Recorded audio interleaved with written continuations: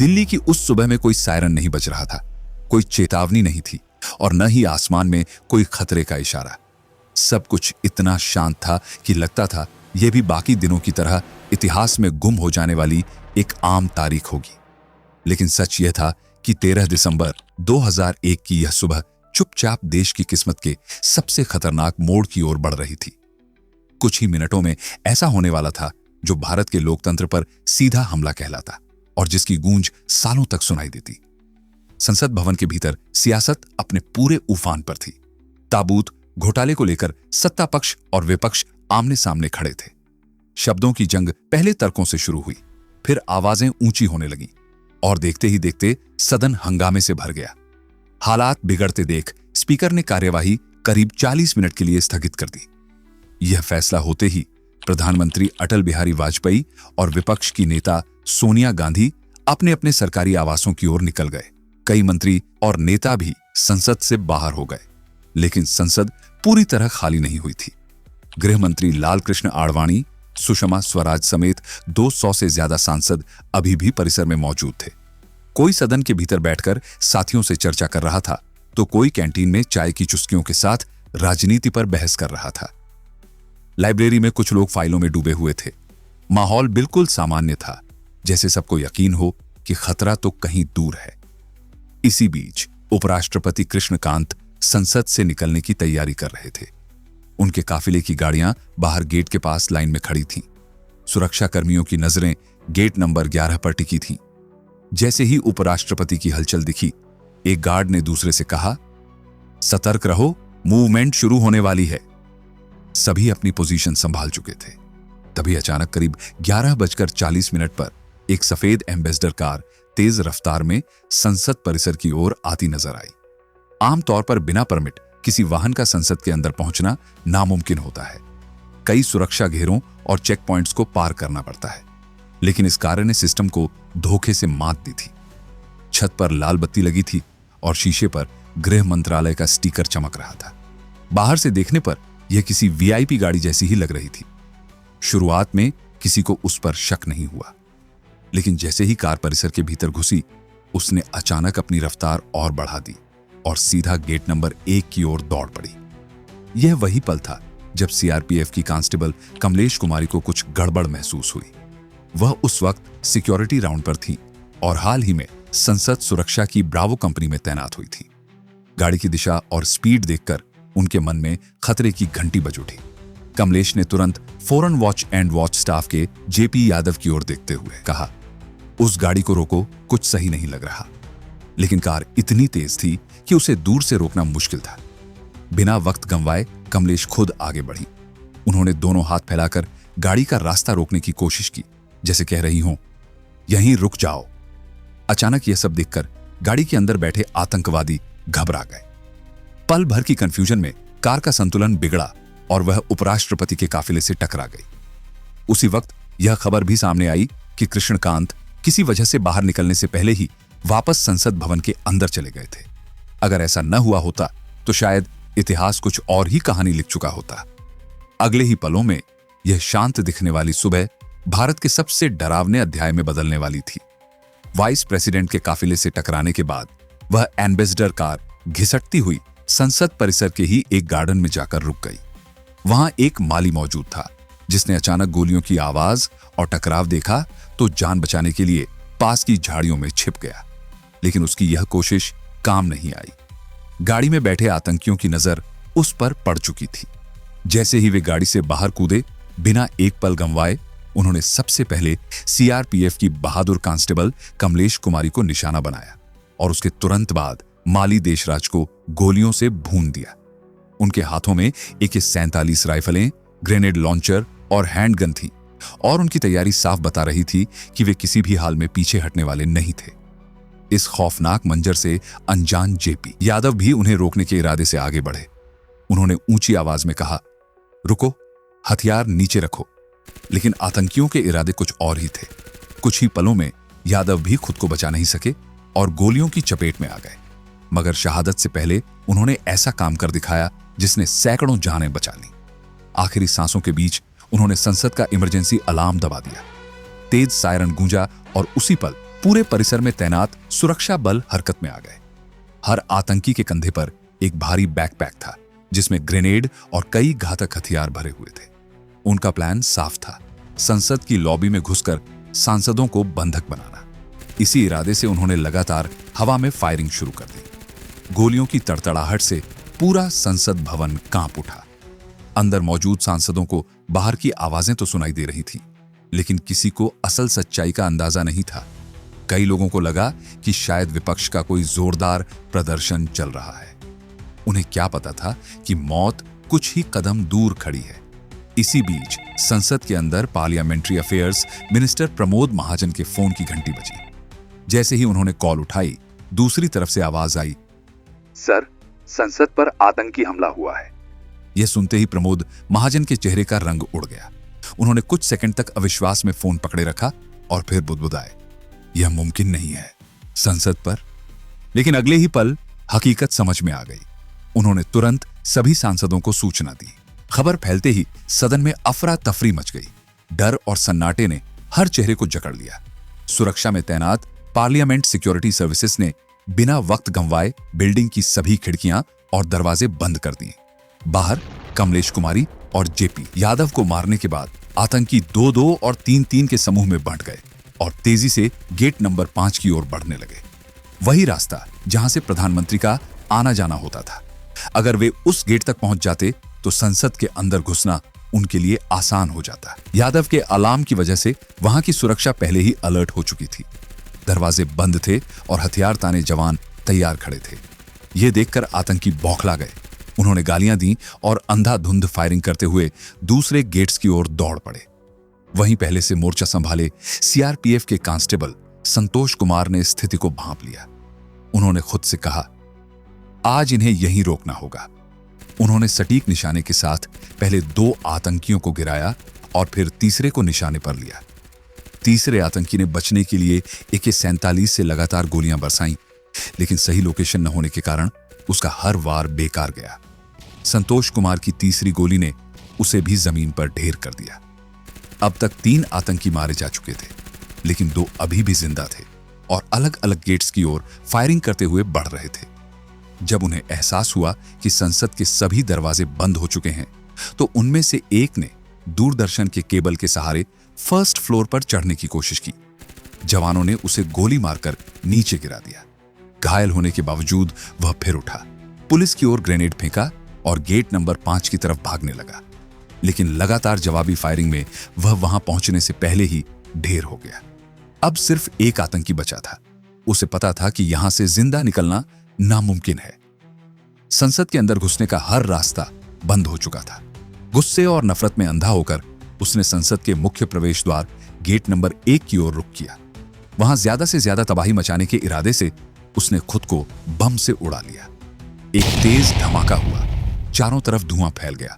हवा में जलते इंसान और बारूद की गंध घुल गई। हर तरफ चीखें, डर और सन्नाटा था। वह वक्त था जब पूरा देश थम सा गया था। मीडिया चैनलों पर हर सेकंड ब्रेकिंग न्यूज चल रही थी। कैमरे कांपते हाथों में थे, रिपोर्टर हांफते हुए बोल रहे थे और संसद के बाहर अफरा तफरी का मंजर पूरी दुनिया लाइव देख रही थी। इस कवरेज के दौरान कई मीडिया कर्मी भी घायल हुए, लेकिन कोई पीछे हटने को तैयार नहीं था। 5वें आतंकी के मारे जाने के बाद भी दिल्ली पुलिस और पार्लियामेंट सिक्योरिटी सर्विस की टीमें अपनी अपनी पोजीशन पर डटी रहीं। किसी को ठीक ठीक नहीं पता था कि हमला करने वाले कुल कितने आतंकी थे। हर जवान के दिमाग में बस एक ही सवाल घूम रहा था, कहीं कोई और तो अंदर नहीं छुपा। काफी देर तक जब सामने से एक भी गोली नहीं चली, तब जाकर पुलिस ने बेहद सतर्कता के साथ इलाके को क्लियर करना शुरू किया। इसके बाद एम्बुलेंस की एक के बाद एक गाड़ियां संसद परिसर के बाहर पहुंचने लगी और देखते ही देखते पूरा इलाका सफेद एम्बुलेंसों से भर गया। संसद भवन के हर कोने की बारीकी से चेकिंग की गई। मीडिया ने भी संसद के बाहर मोर्चा संभाल लिया और लाइव रिपोर्टिंग शुरू हो गई। हर चैनल पर बस एक ही खबर थी, भारत की संसद पर आतंकी हमला। हमले के करीब 3 घंटे बाद जाकर संसद में मौजूद सभी सांसदों को सुरक्षित बाहर निकाला गया। लगभग 45 मिनट तक चली इस आतंकी कार्रवाई में संसद के सुरक्षा कर्मियों और दिल्ली पुलिस ने अद्भुत साहस दिखाया और 5 आतंकियों को मार गिराया। लेकिन इस जीत की कीमत बहुत भारी थी। दिल्ली पुलिस के 6 जवान और पार्लियामेंट सिक्योरिटी सर्विस के 2 सुरक्षाकर्मी 2 देश के लिए अपने प्राण न्योछावर कर गए। जिंदगी और मौत की इस लड़ाई में एक निर्दोष माली की भी जान चली गई और करीब 18 लोग गंभीर रूप से घायल हुए। एक अधिकारी की आंखों में आंसू थे जब उसने कहा, आज संसद बच गई, लेकिन हमने अपने सबसे बहादुर लोग खो दिए। शुरुआत में किसी को यह नहीं पता था कि हमला करने वाले लोग कौन थे और कहां से आए थे, लेकिन आतंकियों के पास से बरामद सामान ने धीरे धीरे पूरी कहानी खोलनी शुरू कर दी। जांच में साफ हुआ कि यह हमला किसी स्थानीय गिरोह का नहीं था। सबूतों की कड़ी पाकिस्तान आधारित आतंकी संगठन की ओर इशारा कर रही थी। आतंकियों के बैग से बड़ी मात्रा में ड्राई फ्रूट्स मिले, जिन्हें वे सांसदों को बंधक बनाने की स्थिति में लंबे वक्त तक टिके रहने के लिए साथ लाए थे। उनका इरादा संसद के अंदर घुसकर सांसदों को हॉस्टेज बनाना और फिर उसी दबाव में भारत सरकार से अपनी मांगें मनवाना था। जांच एजेंसियों को एम्बेसडर कार से करीब 30 किलो विस्फोटक भी मिला। इससे साफ हो गया कि योजना सिर्फ फायरिंग तक सीमित नहीं थी। आतंकी एक गाड़ी को संसद के भीतर ले जाकर बड़े धमाके की तैयारी में थे। भले ही इस हमले को 13 दिसंबर 2001 को अंजाम दिया गया, लेकिन इसकी स्क्रिप्ट काफी पहले लिखी जा चुकी थी। इस पूरी साजिश की जड़ें 24 दिसंबर 1999 तक जाती है, जब इंडियन एयरलाइंस की फ्लाइट IC 814 को आतंकियों ने हाईजैक कर लिया था। विमान को दिल्ली की जगह अफगानिस्तान ले जाया गया, जहां भारत सरकार पर जबरदस्त दबाव बनाया गया। आखिरकार यात्रियों की जान बचाने के लिए सरकार को 3 खूंखार आतंकियों को रिहा करना पड़ा। इन्हीं में से एक था मौलाना मसूद अजहर। भारत की जेल से छूटते ही मसूद अजहर ने 2000 में आतंकी संगठन जैश-ए-मोहम्मद की नींव रखी और भारत के खिलाफ बदले की आग में साजिशें रचने लगा। उसका मकसद साफ था, किसी भी कीमत पर भारत सरकार को झुकाना। इसी नफरत में उसने लोकतंत्र के मंदिर, संसद को निशाना बनाने की योजना बनाई। लेकिन इस प्लान के लिए उसे ऐसे लड़कों की जरूरत थी जो बिना सवाल किए अपनी जान देने को तैयार हों। अजहर ने कश्मीर से ऐसे युवकों की तलाश शुरू की और इंडियन एयरलाइंस फ्लाइट IC 814 के हाईजैकर्स में शामिल मोहम्मद सनी अहमद काजी की मदद से 5 लोगों का एक दस्ता तैयार किया। ये सभी अजहर के इरादों से पूरी तरह वाकिफ थे और उसके लिए मरने तक को तैयार थे। ग्रुप तैयार होने के बाद संसद पर हमले की पूरी प्लानिंग खुद अजहर ने की। भारतीय जेल में बिताए वक्त ने उसे भारत को करीब से समझने का मौका दिया था। जम्मू की कोट भलवाल जेल में सजा काटते हुए उसने दिल्ली, सुरक्षा व्यवस्था और संसद के आसपास की स्थिति से जुड़ी कई जानकारियां जुटा ली थी। अजहर जानता था कि दिल्ली की सुरक्षा दिखने में मजबूत है, लेकिन संसद की ओर जाने वाली सड़कों पर गाड़ियों की जांच उतनी सख्त नहीं है। न हर जगह बैरिकेड्स थे, न ही हर वाहन की गहन तलाशी होती थी। बस इसी कमजोरी को अपना हथियार बनाकर उसने अपने नापाक मंसूबों को अंजाम देने की कोशिश की। अजहर को यह भी अच्छी तरह मालूम था कि संसद के आसपास उस वक्त CCTV कैमरों की तादाद बेहद कम थी। यही वजह थी कि उसने हर छोटी बड़ी कमजोरी को जोड़कर अपनी टीम के सामने पूरा खाका खोल दिया। उसने कहा, अगर सही एंगल से घुसे तो कोई रोक नहीं पाएगा। प्लान के मुताबिक संसद के मुख्य प्रवेश द्वार तक दाहिनी तरफ से पहुंचना अपेक्षाकृत आसान था, लेकिन वहां तक पैदल जाना खतरे से खाली नहीं था। इसी कारण तय हुआ कि हमला गाड़ी के सहारे किया जाएगा। योजना यह थी कि सभी आतंकी गेट नंबर 1 के पास पहुंचते ही चलती कार से कूदेंगे और उसी कार में ग्रेनेड फेंक देंगे, ताकि वह आगे बढ़ते हुए गेट नंबर 12 के पास जाकर धमाके के साथ फट जाए। इससे सुरक्षा बलों का ध्यान उधर जाएगा और इसी अफरा तफरी में आतंकी गेट नंबर 1 से सीधे संसद के सेंट्रल हॉल में घुस जाएंगे। वहां सांसदों को बंधक बनाकर मसूद अजहर को फोन किया जाना था, ताकि उसकी शर्तें सरकार तक पहुंचाई जा सकें। इस साजिश को जमीन पर उतारने के लिए अजहर ने गाजी बाबा नाम के एक पाकिस्तानी आतंकी से संपर्क किया, जो उस वक्त पहलगाम, कश्मीर में अंडरकवर रह रहा था। गाजी बाबा की जिम्मेदारी थी कि वह 5 फिदाई आतंकियों को कुछ दिन अपने पास छिपा कर रखे और उन्हें सुरक्षित तरीके से दिल्ली तक पहुंचाने की व्यवस्था करे। लेकिन खुद का भांडा फूटने के डर से वह यह काम सीधे नहीं कर सकता था। इसी कड़ी में उसने अफजल गुरु का नाम आगे बढ़ाया। अफजल गुरु कभी Jammu and Kashmir liberation front यानी JKLF से जुड़ा हुआ था। एक वक्त पर वह भी आतंक के रास्ते पर चला था, लेकिन बाद में उसने हथियार छोड़ दिए और मेडिकल इक्विपमेंट्स बेचने वाला एक कमीशन एजेंट बन गया। गाजी बाबा जानता था कि अफजल गुरु दिल्ली की गलियों और सिस्टम को अच्छे से समझता है। शुरुआत में अफजल ने साफ मना कर दिया। उसने कहा, मैं उस रास्ते से बहुत पहले लौट चुका हूं। लेकिन जब पैसों की रकम बढ़ाई गई तो उसका इरादा डगमगा गया। आखिरकार उसने हामी भर दी। इसके बाद अफजल ने 5 आतंकियों को 2 अलग अलग ग्रुप में बांटा और दिल्ली के अलग अलग इलाकों में छिपने की जगह दिलवाई ताकि किसी को शक न हो। उसने दिल्ली के एक लोकल कंप्यूटर ट्रेनिंग सेंटर से सभी के लिए फर्जी पहचान पत्र भी बनवा दिए। अब बारी आई गाड़ी की। प्लान को अंजाम देने के लिए एक भरोसेमंद वाहन चाहिए था। सभी मिलकर करोल बाग पहुंचे और वहां से एक सफेद एम्बेसडर कार खरीद ली। इसके साथ ही कश्मीरी गेट इलाके से एक लाल बीकन भी लिया गया ताकि हमले वाले दिन वीआईपी गाड़ी का भ्रम बनाकर चेक पॉइंट्स को आसानी से पार किया जा सके। इसके बाद कई दिनों तक लगातार रिहर्सल और प्लानिंग चलती रही। हमले से करीब 1 हफ्ता पहले अफजल सभी को खारी बावली लेकर गया, जो दिल्ली का मशहूर होलसेल मसाला बाजार है। वहीं से बड़ी मात्रा में ड्राई फ्रूट्स खरीदे गए ताकि बंधक बनाने की स्थिति में खाने पीने की दिक्कत न हो। इतना ही नहीं, ब्लैक मार्केट से ऐसे केमिकल्स भी जुटाए गए जिनसे विस्फोटक तैयार किए जा सकते थे। हर कदम सोच समझकर उठाया जा रहा था। जब सारी तैयारियां पूरी हो गईं, तो सभी ने ओल्ड दिल्ली के एक मशहूर रेस्टोरेंट में जाकर आखिरी बार साथ बैठकर खाना खाया। मटन और कबाब की खुशबू के बीच अफजल ने कहा, आज दिल भरकर खा लो, पता नहीं आगे क्या हो।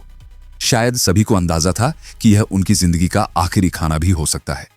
इसके ठीक बाद पूरी तैयारी और नफरत से भरे इरादों के साथ वे 13 दिसंबर 2001 को संसद पर हमला करने निकल पड़े।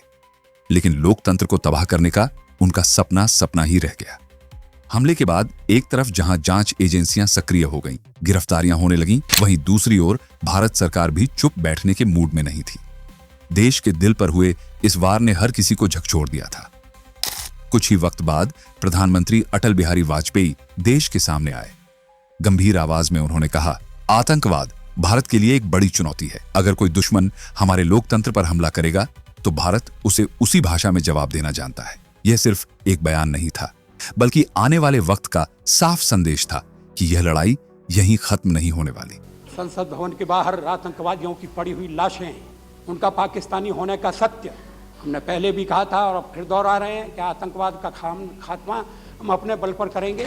पीएम की इस छोटी लेकिन सख्त स्पीच के तुरंत बाद गृह मंत्री लाल कृष्ण आडवाणी भी सामने आए। उन्होंने बिना घुमाए फिराए कहा, भारतीय संसद पर हमला लश्कर-ए-तैयबा और जैश-ए-मोहम्मद ने मिलकर किया है और यह पूरी साजिश पाकिस्तान की आईएसआई के इशारों पर रची गई। आडवाणी के शब्दों में कोई नरमी नहीं थी। उन्होंने दो टूक कहा कि हमला करने वाले 5 आतंकी पाकिस्तान के रहने वाले थे और भारत इस वार को हल्के में नहीं लेगा। दुश्मन को करारा जवाब मिलेगा। यह संदेश साफ था। इसके बाद हालात तेजी से बदलने लगे। भारतीय सेना को पाकिस्तान की सीमा की ओर मूव किया जाने लगा और हमले के महज 2 दिन बाद 15 दिसंबर 2001 को भारत ने ऑपरेशन पराक्रम लॉन्च कर दिया। बैलिस्टिक मिसाइलें, टैंक, मोटर आर्टिलरी और 5 लाख से ज्यादा सैनिक पाकिस्तान सीमा पर तैनात कर दिए गए। पूरी दुनिया की नजरें भारत पर टिक गईं। इंटरनेशनल मीडिया में फ्लैश चलने लगे कि भारत कभी भी पाकिस्तान पर हमला कर सकता है। हर देश भारत के अगले कदम का इंतजार कर रहा था। हालात इतने गंभीर थे कि करीब 10 महीनों के लिए सेना के अफसरों और जवानों की छुट्टियां तक रद्द कर दी गईं। माहौल ऐसा था कि किसी भी वक्त एलओसी पार होने की खबर आ सकती थी। लेकिन इसी बीच कहानी ने एक अलग मोड़ लिया। पाकिस्तान के राष्ट्रपति जनरल परवेज मुशर्रफ का एक बयान सामने आया। उन्होंने कहा कि पाकिस्तान अपनी धरती से आतंकवादी गतिविधियों को बढ़ावा नहीं देगा। इस बयान के साथ ही पाकिस्तान में 6 आतंकी संगठनों पर बैन लगाने की घोषणा भी कर दी गई। बाहर की दुनिया को लगने लगा कि शायद पाकिस्तान शांति की बात कर रहा है, लेकिन हकीकत कुछ और थी। यह बयान असल में इंटरनेशनल दबाव बनाने की एक चाल थी ताकि भारत पर जंग रोकने का प्रेशर डाला जा सके। आने वाले सालों ने यह साबित कर दिया कि मुशर्रफ की बातों में सच्चाई कम और मजबूरी ज्यादा थी। इंटरनेशनल माहौल और कूटनीतिक दबाव के चलते पूरी तैयारी होने के बावजूद भारत को युद्ध रोकना पड़ा। प्रधानमंत्री अटल बिहारी वाजपेयी ने एक बयान जारी कर साफ किया कि भारत पाकिस्तान पर हमला नहीं करेगा। इस ऐलान के साथ ही सेना को पीछे हटने का आदेश दिया गया और आखिरकार अक्टूबर 2002 में ऑपरेशन पराक्रम की औपचारिक समाप्ति की घोषणा कर दी गई। हालांकि जंग नहीं हुई, लेकिन पाकिस्तान को यह संदेश जरूर मिल गया कि भारत आतंकवाद को न सहता है और न नजरअंदाज करता है, चाहे कीमत कुछ भी हो। सैन्य कार्रवाई भले रुक गई, लेकिन संसद हमले के दोषियों को सजा दिलाना भारत के लिए उतना ही जरूरी था। संसद पर हुए इस हमले की खबर पूरी दुनिया में आग की तरह फैल चुकी थी, इसलिए जांच भी बड़े स्तर पर शुरू हुई। दिल्ली पुलिस ने सबसे पहले संसद के हर कोने की बारीकी से जांच की। इसके बाद हमले में इस्तेमाल की गई एम्बेसडर कार और आतंकियों के मोबाइल फोन जांच के दायरे में आए। फोन में लगे सिम कार्ड पुलिस के लिए सबसे बड़ा सुराग साबित हुए। इन्हीं सबूतों के आधार पर जैश-ए-मोहम्मद से जुड़े 4 लोगों को पोटा कानून के तहत गिरफ्तार किया गया। अफजल गुरु, उसका चचेरा भाई शौकत हुसैन गुरु, शौकत की पत्नी अफजान गुरु और दिल्ली यूनिवर्सिटी के अरबी प्रोफेसर SAR गिलानी मूल रूप से कश्मीर के बारामूला जिले के रहने वाले थे और उस वक्त DU में पढ़ा रहे थे। गिरफ्तारी के बाद जांच में यह साफ हो गया कि हमले की जड़ें पाकिस्तान तक जाती हैं और इसमें ISI की भूमिका भी थी। देश भर में गुस्सा था, लोग सड़कों पर उतरकर फांसी की मांग कर रहे थे, लेकिन फैसला कानून और अदालत को करना था। सभी आरोपियों पर मुकदमा चला। सबूतों की कमी के चलते लंबे ट्रायल के बाद अफजान गुरु को रिहा कर दिया गया, जबकि बाकी तीनों को पोटा कोर्ट ने फांसी की सजा सुनाई। इसी बीच 2003 में इस हमले के मास्टरमाइंड और जैश-ए-मोहम्मद के कमांडर गाजी बाबा को BSF ने श्रीनगर के नूरबाग इलाके में मार गिराया। पोटा कोर्ट के फैसले के बाद तीनों दोषियों ने दिल्ली हाई कोर्ट में अपील की। गिलानी का केस देश के सबसे मशहूर वकील राम जेठमलानी ने लड़ा। हमले के बाद गिलानी को लेकर देश में अलग अलग राय बन चुकी थी। आखिरकार सबूतों के अभाव में 2003 में गिलानी को भी बरी कर दिया गया। शौकत और अफजल की सजा बरकरार रही, लेकिन सुप्रीम कोर्ट ने शौकत की फांसी को 10 साल की कठोर सजा में बदल दिया। अफजल गुरु को इस हमले का मुख्य साजिशकर्ता मानते हुए 20 अक्टूबर 2006 को फांसी की सजा तय की गई। फांसी की तारीख नजदीक आते ही मामला फिर गर्म हो गया। 7 दिन पहले अफजल के परिवार ने राष्ट्रपति APJ अब्दुल कलाम से मुलाकात की और मर्सी पिटीशन लगाई। इस मुलाकात ने देश में नई बहस छेड़ दी। शहीदों के परिवार नाराज हो गए। हालात इतने बिगड़ गए कि शहीद कमलेश देवी के परिवार ने अशोक चक्र लौटाने तक की बात कह दी। भारी दबाव और माहौल को देखते हुए कलाम ने कोई फैसला नहीं लिया। मामला सालों तक लटका रहा, लेकिन आखिरकार 3 फरवरी 2013 को राष्ट्रपति प्रणब मुखर्जी ने अफजल की मर्सी पिटीशन खारिज कर दी। इसके बाद 9 फरवरी 2013 की सुबह 8 बजे अफजल गुरु को फांसी दे दी गई। उसके साथ ही संसद हमले से जुड़े सभी दोषियों को कानूनी सजा मिल चुकी थी। लेकिन इस पूरी कहानी का एक कड़वा सच यह भी था कि इतनी सुरक्षा के बावजूद 5 आतंकियों का संसद तक पहुंच जाना एक बड़ा इंटेलिजेंस फेलियर था। इस हमले ने भारत को अपनी सुरक्षा व्यवस्था पर दोबारा सोचने के लिए मजबूर कर दिया। संसद की सुरक्षा और सख्त की गई। अब संसद में घुसने के लिए पहले से कहीं ज्यादा जांच और प्रक्रियाओं से गुजरना पड़ता है। यह भी सामने आया कि दिल्ली में बैठकर महीनों से इस हमले की प्लानिंग चल रही थी, लेकिन इंटेलिजेंस एजेंसियां इसे वक्त रहते पकड़ नहीं सकी। यह एक ऐसी चूक थी जिसे भारत कभी भूल नहीं सकता। अगर आपको इतिहास, राजनीति और सत्ता के पीछे छिपी इन सच्चाइयों की परतें जानना पसंद है तो वीडियो को लाइक करें, चैनल को सब्सक्राइब करें और घंटी दबाना ना भूलें। रिवीलिंग आइज, जहां हर कहानी सिर्फ दिखाई नहीं जाती बल्कि सच की आंखों में आंखें डालकर दिखाई जाती है।